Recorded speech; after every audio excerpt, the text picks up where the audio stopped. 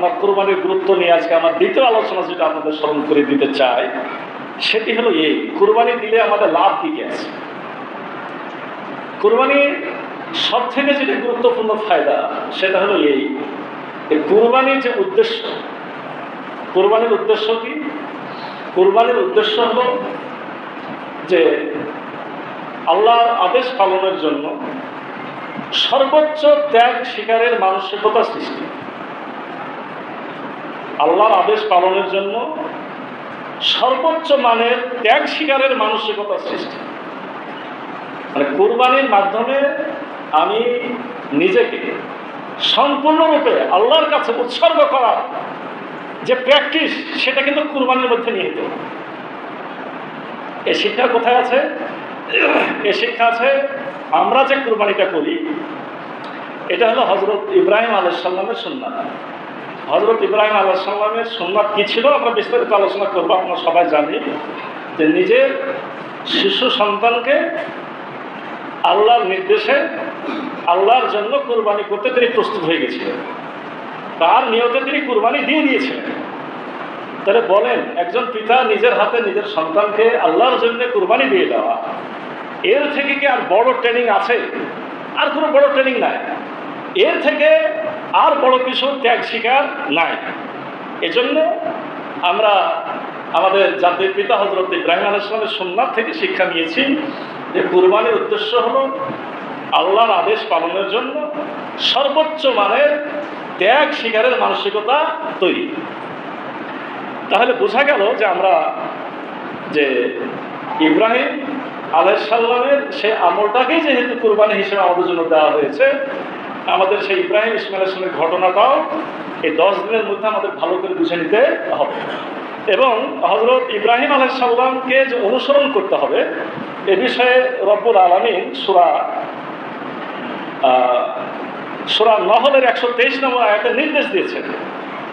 আমরা জানি যে আমাদের রসুল অনুসরণ করতে হয়, কিন্তু আমরা যদি কোনো একটা আমলের কথা জানি যে ইব্রাহিম আলাইহিস সালাম করেছেন, সেটা করার জন্য কোরআনুল কারিমে সূরা নহলের 123 নম্বর আয়াতের নির্দেশ আছে। আল্লাহ রাব্বুল আলামিন বলছেন, সুম্মা ওয়াহাইনা ইলাইকা আন ইত্তাবি মিল্লাতা ইব্রাহিম হানিফা।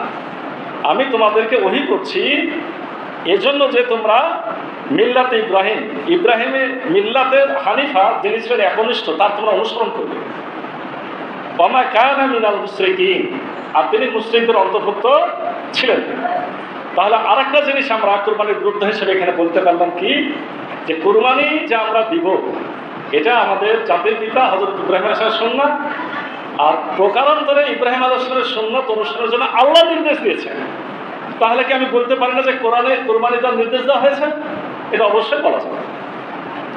সম্মানিত মুসলমানে কেরাম, আমরা ইসলামের কয়েকটা পর্যায় জানি, যেমন কালেমা বা ইমান। মানে কালেমা আনলে ইমান আনা হয়। ইমানের পরে ইমানের পরিচয় হলো কালেমা পড়া। সোজা ভাষা বলি, ইমানের পরিচয় কি? কালেমা। সেটা অন্তরে বিশ্বাসের সাথে মুখে স্বীকার, কাজে প্রকাশ করার মাধ্যমে আমরা ইমান গ্রহণ করি। ইসলামের পরিচয় হলো সালাত আদায় করা। কারণ রাসূল সাল্লাল্লাহু আলাইহি ওয়াসাল্লাম বলছেন, বাইনাল আবদি ওয়া বাইনাল কুফরি তারকুস সালাত। কাফের আর মুসলমানের মধ্যে পার্থক্যকারী হলো কি? মানে সালাত। কেউ সালাত পড়লে সে মুসলমান, আর না পড়লে কি? কাফের। আমি ছোট্ট ছোট্ট উদাহরণ দিচ্ছি, বিস্তারিত না। তাহলে ইমানের পরিচয় হচ্ছে তাকরার বিল লিসান, তাসদিক বিল জিনান, আমল বিল আরকান। এই তিনটা দিয়ে, মানে মুখে স্বীকার, অন্তরে বিশ্বাস, কার্যে প্রকাশের মাধ্যম দিয়ে কালেমা স্বীকার করে না। আর মুসলমানের পরিচয় হলো সালাত আদায় করা। মুত্তাকির পরিচয় কি? মুত্তাকির পরিচয় হলো সওম আদায় করা। সওম আদায় করলে মুত্তাকি হওয়া যায়। উল্টা করে বলা যায় যে কালেমা পড়লে ঈমান আনা যায়, সালাত আদায় করলে মুসলমান হওয়া যায়, আপনার সিয়াম পালন করলে মুত্তাকি হওয়া যায়। এই সবগুলোর থেকে সব থেকে উত্তম কি বলেন তো? এগুলোর ওপরে একটা পর্যায় আছে, যার নাম হচ্ছে ইহসান। এবং যিনি ইহসান অর্জনকারী তাকে বলা হয় মুহসিন। কি বলা হয়? মুহসিন। যখন ইব্রাহিম আলাইহিস সালাম ইসমাইল আলাইহিস সালামকে ওনার হিসাবে উনি কুরবানি করে দিয়েছেন, ফেরেশতারা ইসমাইলকে সরাইয়ে দিয়েছেন, সে জায়গাতে দুম্বা পৌঁছাইছেন, তিনি দুম্বা জবাই করে হাতে রক্ত ভরে গেছে। তখন তিনি তাকায় দেখছেন যে ইসমাইল সরে গেছে, সেখানে কি হয়েছে, সেখানে দুম্বা জবে হয়ে আছে। তার হিসাবে তিনি কি করেছেন, তিনি ইসমাইলকে কুরবানি করে দিয়েছেন। তখন আল্লাহ দেখে কি বলেছিলেন, ফানাদাইনাহু ইয়া ইব্রাহিম, আল্লাহ ইব্রাহিমকে ডাক দিয়ে বলছেন, কদ সাদ্দাকতা রুইয়া, তুমি তোমার স্বপ্নকে বাস্তবায়ন করেছো। ইন্না কাযালিকা নাজিল মুহসিনিন, নিশ্চয় মুহসিনদের জন্য রয়েছে উত্তম পুরস্কার। তার মানে এই কাজের মাধ্যমে তিনি সর্বোচ্চ ডিগ্রি সেটা কি অর্জন করেছিলেন, মুহসিন। এখন বলবেন যে আমরা কি কুরবানি দিয়ে আপনার মুহসিন হতে পারবো? এর তিনটা পর্যায়। কয়টা পর্যায়? তিনটা পর্যায়। এক নম্বর হলো যে না, কিছু লাভ হতে নাও পারে, আমার নিয়তে যদি ঝামেলা থাকে কুরবানিকে আসল কবুল হবে, এটা তো বুঝতে করার বাকি নাই। যেমন আদম আলাইহিস সালামের সময় থেকে কুরবানি এসেছে, হাবিল কাবিল কুরবানি দিয়েছে। তো তখনকার কুরবানি কি হতো, তখনকার কুরবানি তারা ফাঁকা ময়দানে রেখে আসতো, নিজের নিজের কুরবানি ফাঁকা ময়দানে কি করতো, রেখে আসতো। আসমান থেকে একটা আগুন এসে সেটাকে পোড়ায় ফেলতো, যারটা পোড়ায় ফেলতো তারটা বোঝা যেত কি হয়েছে, কবুল হয়েছে। আর যারটা পুড়তো না, বোঝা যেত সেটা কি হয়নি, কবুল হয়নি। এই যুগে আল্লাহ আমাদের জন্য ছাড় দিয়েছে। কি দিয়েছে? ছাড় দিয়েছে। দেখা যেত যে হয়তো আল্লাহ মাফ করুন, যে মাঠের মধ্যে 20টা গরু 30টা খাসি, একটার কাছেও কিছু আসলো না, তাহলে আল্লাহ ছাড় দেয়নি। আল্লাহ এখন মনেরটাকে গ্রহণ করছে, বাহির আর দেখাচ্ছে না। কি ঠিক না? ঠিক। আল্লাহ আমাদের বাঁচায় দিয়েছে, কিন্তু এটা আমরা বুঝি যে যদি সেরকম হইতো তাহলে আমরা মহা বিপদে পড়তাম। তাহলে বোঝা গেল যে 1 নম্বর অবস্থান হলো কুরবানি কবুল নাও হতে পারে। 2 নম্বর হলো কুরবানি লাভ।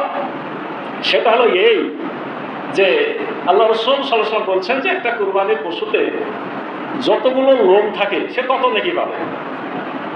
যত লোম থাকে, তো রাসূলকে বলা হলো, সাহাবায়ে কেরাম, ইয়া রাসূলুল্লাহ, ওই লোমের মাঝে মাঝে আরো ছোট ছোট কিছু লোম থাকে, যে হ্যাঁ সেগুলোর বিনিময়েও সে কি পাবে, সব পাবে। আমি বলতে পারি এটা দ্বিতীয় পর্যায়ে, মানে কিছু নেকি পাবে। আর সর্বোচ্চ পর্যায় যেটা, সেটা কি হবে বলেন, সেটা হলো যে যদি আমার মানসিকতা, যে কোনো আমলের নেকিগুলা কিন্তু নিজ নিজ মানসিকতার উপরে নির্ভরশীল। নিয়তের ত্রুটি থাকলে কিছুই হবে না। নিয়তের মান অনুযায়ী নেকি কিন্তু কম বেশ হয়। কম বেশ হয় না? আল্লাহর হাদিসে তো পাওয়া যায় যে কোনো কাজের নেকি 10 থেকে 700 গুণ, 700 গুণ থেকে আল্লাহ ইচ্ছা মতো আরো বেশি বাড়ায় দেয়। তাহলে আমি যদি কুরবানির আলোচনাকে সামারাইজ করি, তাহলে বুঝতে পারি নিয়ত অনুযায়ী কুরবানি নাও হতে পারে, হাদিস অনুযায়ী কিছু নেকি পাবো। আর সর্বোচ্চ যেটা মান, সে মানটা কি হবে, একজন সন্তানকে আল্লাহর কথা কুরবানি দিয়ে দিলে যে নেকি, সে নেকি হাসিলের সমূহ সম্ভাবনা আছে। এবং সেই সন্তান কোনটা? ইব্রাহিম আলাইহিস সালাম ইসমাইল আলাইহিস সালামকে কুরবানির নিয়ত করে যে নেকি পেয়েছেন, সেই নেকি গ্রহণের সুযোগ কিন্তু এই কুরবানির আমলের মধ্যে কি আছে। সম্মানিত মুসলিম কেরাম, আল্লাহ রাব্বুল আলামিন সূরা তাওবা 111 নম্বর আয়াতে বলছেন, ইন্নাল্লাহা আশতারা মিনাল মুমিনিনা আনফুসাহুম ওয়া আমওয়ালাহুম বিআন্না লাহুমুল জান্নাহ ইয়াকাতিলুনা ফি সাবিলিল্লাহি ফায়াকতুলুনা ওয়ায়ুকতালুন। নিশ্চয় আল্লাহ মুমিনদের জান আর মালকে জান্নাতের বিনিময়ে ক্রয় করে নিয়েছেন। তারা আল্লাহর পথে লড়াই করে, মারে এবং মরে। আচ্ছা, পরের টুকু নাই বাকি থাকলো। শুরুতে কি বলা হলো? নিশ্চয় আল্লাহ মুমিনদের জান আর মাল কি করেছেন, জান্নাতের বিনিময়ে কিনে নিয়েছেন। তো জান্নাতের বিনিময়ে আমার যে জান আর মাল আল্লাহ কিনে নিয়েছেন, এটা যদি আমি প্রমাণ করতে হয়, তাহলে আমাকে ইসলামের কাজের জন্য এমন পরিমাণ ঝুঁকি গ্রহণ করতে হবে যে আমার সন্তানের, আমার পিতামাতা, আমার ভাইয়ের জীবন পর্যন্ত যেতে পারে, তারপর সে রিস্কটা নিতে হবে। এই শিক্ষাটা কোথায় পাচ্ছি আমরা? এই কুরবানির আলোচনাতে শিক্ষাটা গ্রহণ করতে আমরা পাচ্ছি।